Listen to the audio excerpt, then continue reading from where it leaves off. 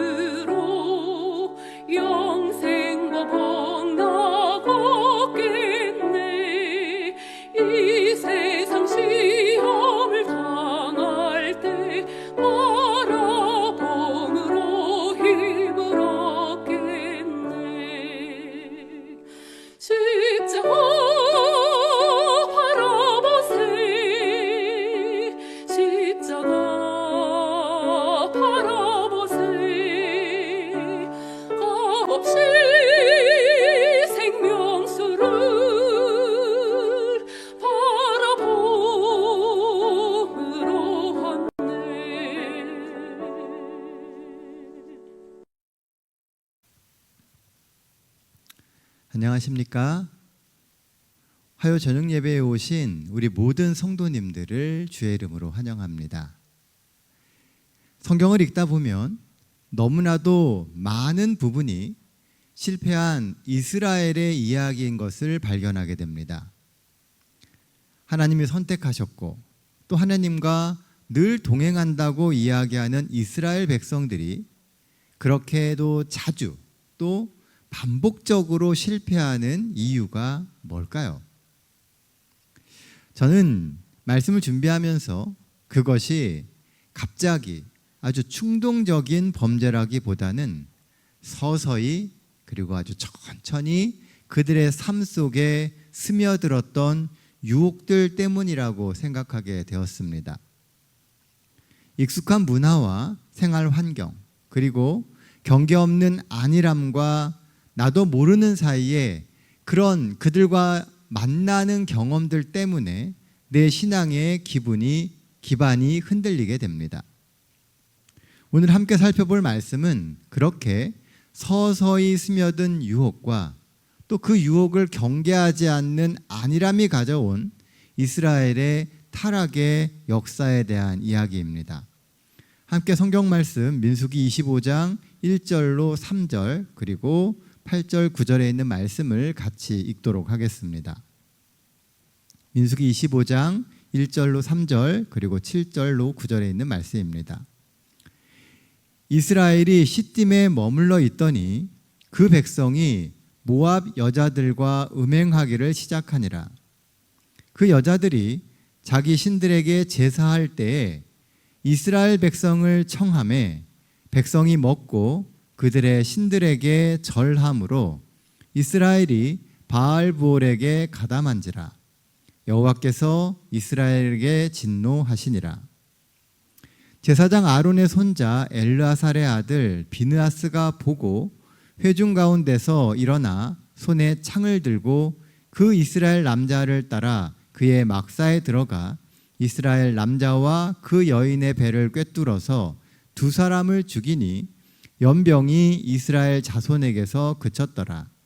그 연병으로 죽은 자가 24,000명이었더라. 이스라엘 백성들은 출애굽 이후에 수많은 시험들을 통과했습니다. 정말 여러 가지 어려움들과 유혹들이 있었죠. 그런데 그 백성들이 그렇게 어렵게 신앙을 지켜가다가 이 모압 여인들과의 음행이라고 하는 한 번의 유혹 앞에 아주 크게 무너지게 됩니다. 이는 하나님과의 언약을 저버리게 되는 우상 숭배로 이어지게 되기 때문입니다. 오늘 본문인 민수기 25장은 단순한 실수의 기록이 아닙니다. 우리가 그냥 성경을 읽다 보면 이 백성들이 그저 음행에 빠져서 한번 실수한 것이다 라고 착각하기 쉽습니다. 하지만 잘 읽어보면요, 이들의 실수는 단순한 실수의 기록이 아니라는 겁니다. 하나님의 백성이 어떻게 죄에 무너지고 그리고 어떤 열정을 통해서 그 죄를 극복하고 회복할 수 있는지를 보여주는 아주 강력한 예증과 메시지가 민수기 25장의 이야기입니다. 본문이 주는 첫 번째 장면은 타협의 유혹에 무너져버린 현실입니다. 민수기 25장 2절 3절 말씀입니다. 그 여자들이 자기 신들에게 제사할 때에 이스라엘 백성을 청하매 백성이 먹고 그들의 신들에게 절함으로 이스라엘이 바알부올에 가담한지라. 여기 보면요, 이스라엘 백성들을 이 모압 여인들이 청합니다. 뭐 할 때요? 그들의 신들에게 제사할 때 청한 겁니다. 그리고 그 음식으로 같이 먹고 또 그 신들과 함께 제사 때다 보니까 같이 절하고 그리고 결국은 그것이 시작되어서 우상숭배로 이어지게 되었다는 거죠. 아니, 하나님의 백성인데 이방신들에게 제사할 때 참여하는 게 좀 이상하죠. 그리고 그들과 함께 우상에게 바쳐졌던 음식을 먹고 그 신들에게 절한다는 것도 영 이상합니다. 그만큼 이 백성들이 지금 얼마나 영적으로 무뎌져 있고 무엇이 옳은지 그른지에 대한 것도 제대로 구분 못하는 영적 상태라고 하는 것을 보여주고 있는 겁니다. 어찌 보면 겉모습, 문의는 하나님의 백성인데 그의 삶의 내용들을 보면 이방인들과 크게 다르지 않은 그런 영적 경계선에까지 거의 이르렀음을 보여주고 있는 것입니다. 이스라엘은 약속의 땅에 들어가기 바로 직전 시딤이라고 하는 지역에 머무르게 됩니다. 이곳은 물이 아주 풍족하고 그리고 환경이 아주 좋은 지역이었지만 동시에 영적인 경계가 무너진 곳이었습니다. 편안하고 필요한 모든 것이 채워지는 곳이 사실은 우리가 영적으로 가장 해이해지기 쉬운 곳이라는 겁니다. 왜냐하면 모든 것이 여유롭고 모든 것이 편안하다 보니 우리 삶은 자연스럽게 우리 삶의 어떤 자극과 쾌락을 쫓아가게 되어 있다는 거죠. 사람들은 편안해지면 더 자극적인 것을 찾게 됩니다. 그리고 그곳에서 이스라엘 백성들은 모압 여인들과의 음행이 이루어지게 됩니다. 문득 의문이 하나 들었습니다. 왜 늘 새로운 땅에 갈 때마다 이 이스라엘 백성들은 음행의 유혹에 빠질까요? 가는 곳곳마다 여러 가지 음행의 일들이 일어납니다. 근데 왜 가는 데마다 그러냐는 거죠. 당시 출애굽한 인구가 약 200만 명 정도로 추정됩니다. 그 정도의 인구가 이동을 하려면 식량이나 또 물이나 잠자고 머물 공간이 엄청나게 많이 필요합니다. 말이 좋아서 200만 명이지 200만 명이면 어마어마한 숫자입니다. 그러다 보니 자연스럽게 주변의 민족들과 교류가 생기게 되었고 그런 교류는 문화적 변화와 유혹으로 이어졌다는 사실입니다. 그리고 그 변화와 유혹의 방법인 것이죠. 물론 음행은 육체적인 음행이 1차적입니다. 그러나 이 음행이라는 말 속에는 삶의 가치의 변화가 있었다는 의미가 포함되는 것입니다. 그 전까지 그들이 살아왔었던 삶의 모습이라든지 삶의 가치관에 있어서 변화가 오기 시작했다는 것이죠. 바로 이 부분이 이스라엘이 범죄하게 된 근본 동기입니다. 오늘 본문에 보면 모압 여인들은 우상 숭배의 권유 앞에서 음행을 믿기로 이스라엘 남자들을 유혹하였으며 그 후에 자연스럽게 그들을 우상 숭배로 끌어들였습니다. 그런데 이와 같은 미인계를 통한 우상 숭배 유도 계획은 바로 발람의 머리에서 나온 것이었습니다. 지난 시간에도 말씀드렸지만 이 발람은 그가 선지자였음에도 불구하고 하나님께서 그에게 맡겨주신 그 역할이 아닌 이스라엘을 저주하고 자신의 이익을 취하려고 하는 데에 몰두한 사람이었다는 것이죠. 바로 그 발람의 머리에서 이와 같은 우상 숭배와 또 유혹의 계획들이 나왔다는 것이었습니다. 이 같은 계획은 발람의 꾀에 미디안과 모압이 연합하여 아주 주도 면밀하게 시행된 겁니다. 그리고 조금씩 이스라엘 백성들을 무너뜨리죠. 왜냐하면 육체적인 타락은 영적인 타락으로 이어지며 영적으로 타락한 이스라엘 백성은 전혀 두려움의 대상이 아니기 때문에 그렇습니다. 분명히 이 발람은요, 이스라엘을 저주하는 데 실패했습니다. 하지만 그 실패에 멈추지 않고 그는 더 나아가서 이 백성을 무너뜨릴 방법을 찾았다는 거죠. 정말 저주할 방법을 찾았다는 겁니다.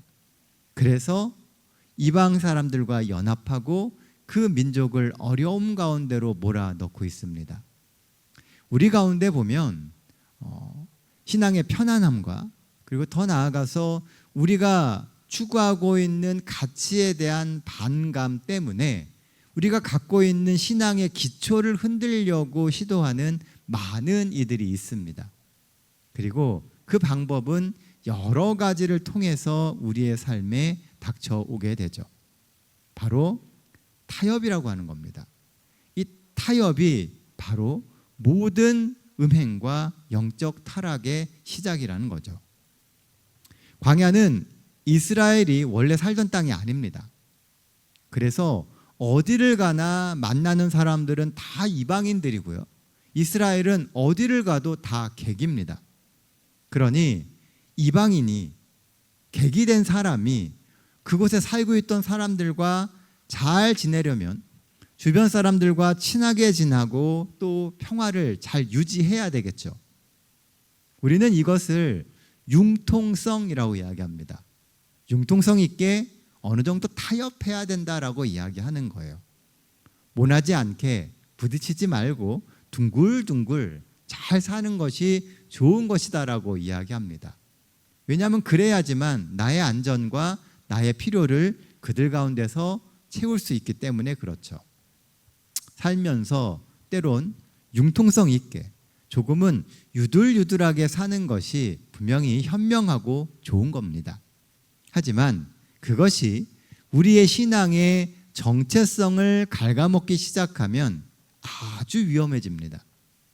우리는 그 융통성을 빙자해서 우리의 신앙의 정체성을 하나하나 내려놓고 바꿔갈 위험성이 있기 때문에 그렇습니다. 한번 여러분들 삶을 돌아보십시오. 우리가 세상 가운데서 조금 편안하고 부딪히지 않고 살기 위해서 하나하나 양보하며 그리고 잃어버리고 있는 신앙의 정체성은 없는지요? 이스라엘 백성이라고 쉽게 우상 숭배에 빠졌겠습니까? 그래도 하나님이 선택하신 백성이고 출애굽을 하며 본 게 있는데 분명히 신앙적으로 고민하고 분명 주저했을 겁니다. 그러나 그렇게 조금씩 양보하다가 결국은 무너졌습니다.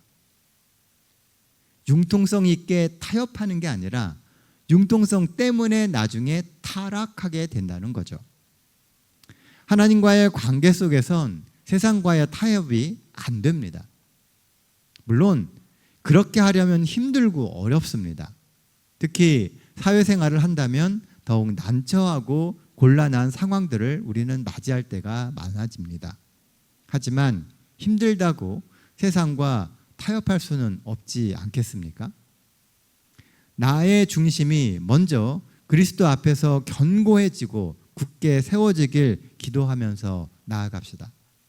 오늘 우리는 정말 기도가 필요한 사람들이에요. 왜냐하면 우리가 살고 있는 이 세상은 우리가 편안하게 신앙을 지켜갈 수 있도록 그냥 두지를 않습니다. 특별히 마지막 날, 마지막 시대를 살아가고 있는 남은 무리인 우리가 살아야 할 삶의 원칙은 세상과 타협하는 것이 아니라 하나님의 말씀으로 세상을 극복하는 것입니다.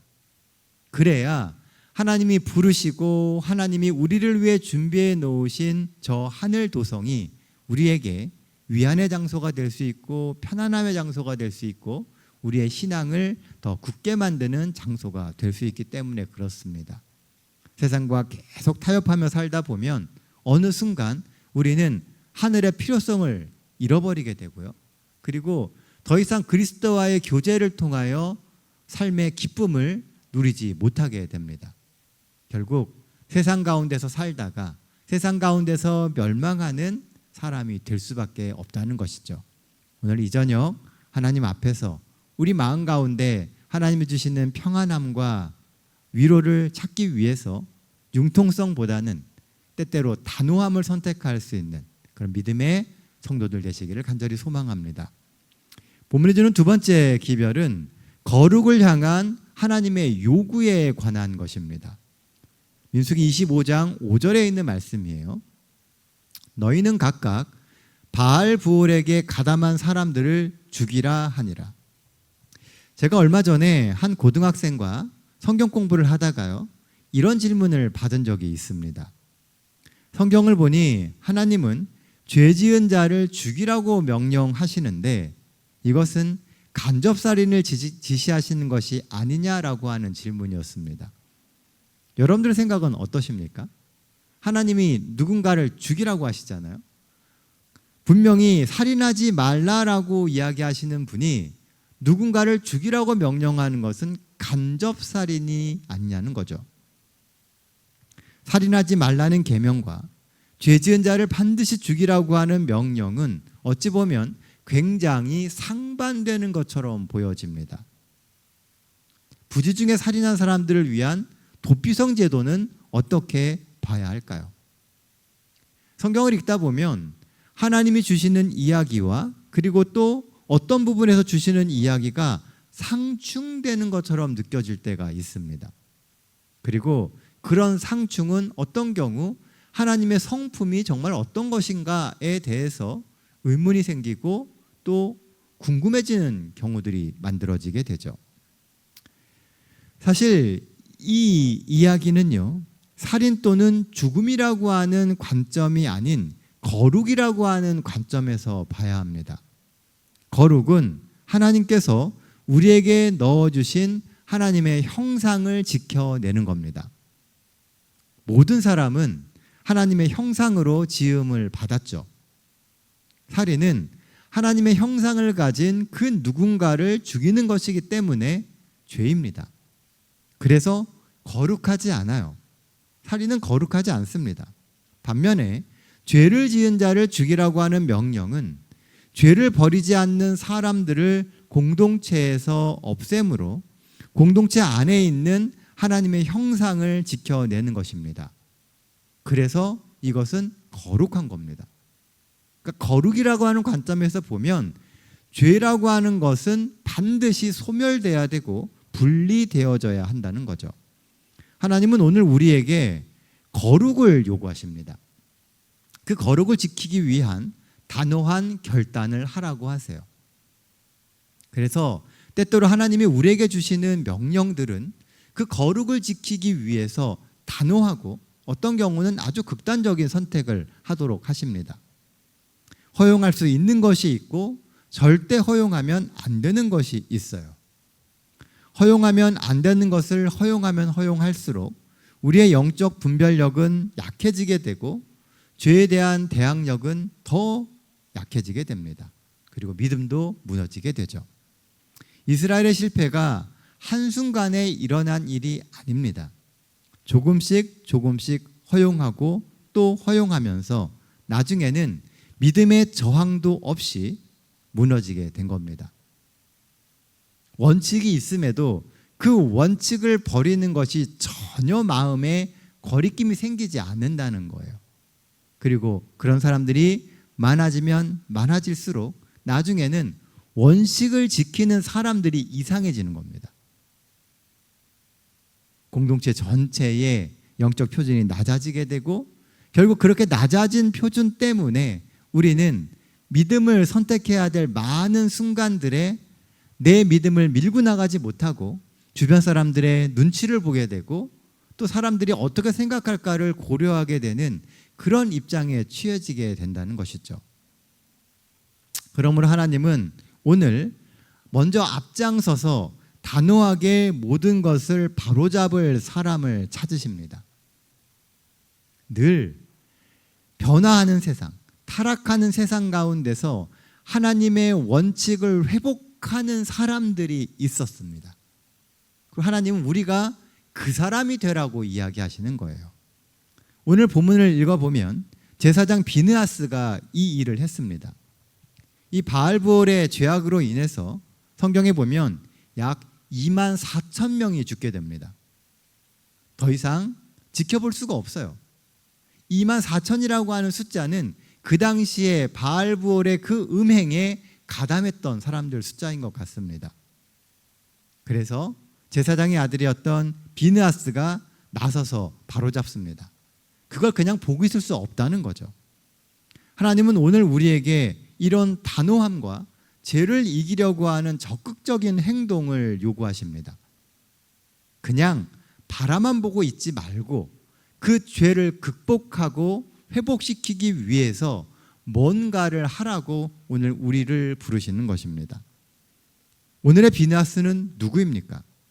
민수기 25장은 하나님의 백성의 실패를 보여주는 성경이기도 하지만 비느하스라고 하는 한 인물의 결단을 통해서 타락한 이 공동체가 어떻게 거룩을 회복하는 모습을 보이는지를 보여주는 장이기도 합니다. 오늘 우리가 던져야 할 질문은 이것입니다. 나는 작은 유혹 앞에서 타협하고 있지 않은가? 나는 내 안에 있는 죄를 단호히 끊을 결단을 하고 있는가? 하나님이 내 삶에 거룩한 깃발을 들기를 원하실 때 나는 준비되어 있는가? 어쩌면 마지막 시대를 향해 가면 갈수록 우리는 이 세 가지 질문을 계속 스스로에게 던져야 할지 모릅니다. 나는 유혹 앞에 타협하고 있는가? 나는 내 안의 죄를 단호히 끊을 결단을 하는가? 그리고 하나님이 나를 부르셔서 거룩의 깃발을 들라고 하실 때 내가 먼저 나서서 그 거룩의 깃발을 단호히 들 용기가 있는가? 이 한 주도 하나님이 주시는 믿음의 도전을 받아들이십시오. 그리고 잃어버린 거룩을 회복하기 위해서 오늘 바로 이 시간 믿음의 결단을 하십시오. 하늘 가나안이 아주 가깝습니다. 더 이상 우리에게는 지체할 시간이 없습니다. 거룩을 회복하기 위해 늘 믿음 안에서 개혁하고 또 개혁하는 우리 모든 동탄 새하늘 성도들 되시기를 간절히 바라며 오늘 말씀 마치도록 하겠습니다. 자, 기도하겠습니다. 하나님, 오늘도 이 저녁 저희를 주님의 또 예배 현장으로 불러주시고 함께 또 말씀을 통하여 저희들의 삶을 돌아볼 수 있는 기회를 허락해 주심이나요 감사드립니다. 정말 죄 많은 세상 가운데서 여러 유혹과 또 결정의 순간들을 저희가 겪습니다.